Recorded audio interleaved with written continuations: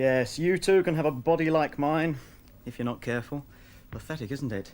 But here to show us what the human body can look like is rather a remarkable man. We've just been watching him in action, Arnold Schwarzenegger. Arnold is probably the most successful bodybuilder of all time. He's won the Mr. Universe competition 5 times and the Mr. Olympia competition, which is the American version, a staggering 6 times. Arnold, let me start by asking you this. Can anybody build muscles like this? I mean, could I, or is it something you're born with? No, I think anybody could build muscles like that, but it's not to the interest of anybody. I mean, a lot of people go into weight training and just want to do it for fitness or for health and for other reasons like that.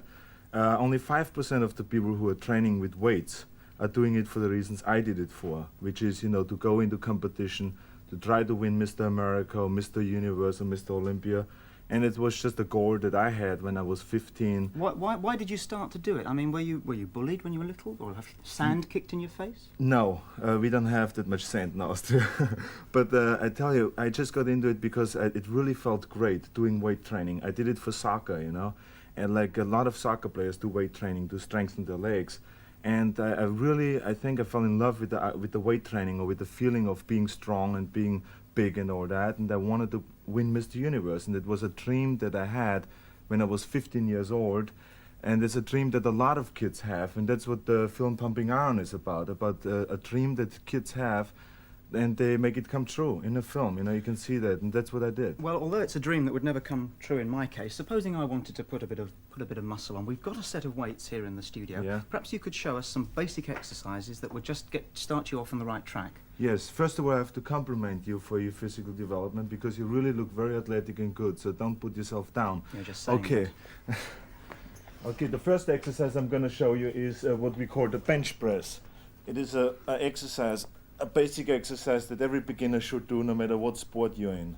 You let it down the weight to the chest and you press it up. Which muscles does that That build develops the chest muscles, the pectoral muscles. The pectorals. Yeah. Okay, you do around 10 repetitions with a light weight, just to warm up. And you Okay. do it then 5 times. Can I have a go? Yeah, sure. Try it. Right. I suppose if you haven't got a bench like this, you could almost make do with a couple of chairs. You can do it on the floor, or that's the great thing about this exercise, is you can do it at home. Okay, just let it down slowly and press it up to my hand. Okay. And breathe out when you press up. Yeah, that's very Like good. that? Yeah. Okay, keep doing 2 more repetitions. How many? 2 more. 2 more. Okay, great. You How did heavy it. is this bar? Now this is only 65 pounds. Only. Yeah. The Okay. next exercise you do after that is what we call a squat, or knee bends. You put the weight behind your neck, and then you go down below parallel. Now this is an exercise that every athlete is doing. Skiers, soccer players, football players, everybody's doing it. Why don't you try one? Okay.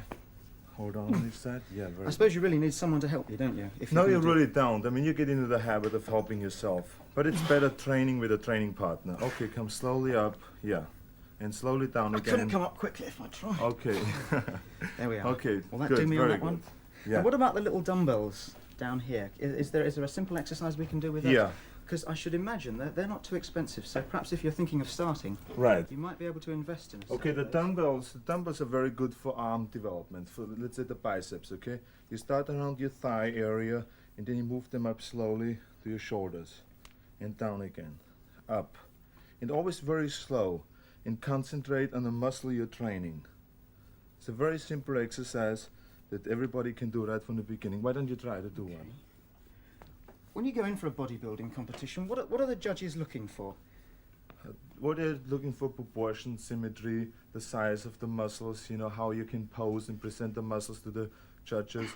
Okay, why don't you do it the way I did it? You start turning it. You start right on the thighs, and then you turn it up, because the biceps has 2 jobs to do. One is to lift up the forearm, and the other one is to turn the wrist. So that's what we do for movement. Yeah? Okay, very good, yeah. Okay, well, we've got some... You're already pumped up. I can't believe that.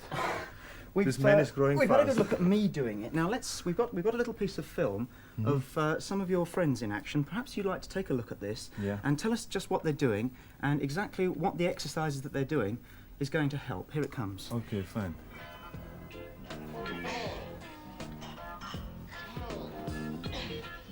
He's working on the arms. Yeah, he's working right on the chest, actually. And this is what you see right now. It's just training that is done before competition, which is a very strenuous type of training that we go through. It's 2 hours in the morning and around 2 hours at night. And we lift an average of 50 tons of weights a day in order to get those builds. And you gain around 20 pounds of muscle size before a competition, like 3 months before a competition. Listen, it looked to me as though those guys were in absolute agony doing that. Is the pain in any way important? Well, that's the great thing that this film brings out, that you can see, what kind of strenuous exercises one has to go through to become a world champion. And that, I think, separates the ones who just do it for a hobby or for health and fitness, and the ones who really do it for a profession and want to be the world champion. I mean, that's where the difference is. You have to break through this pain barrier, otherwise you will never get there. Arnold, well, thank you very much indeed for coming in and giving us a few tips. I gather that you've not only broken through the pain barrier very successfully, you've broken into film. So, on behalf of everyone here, can I wish you all the very, very best of success?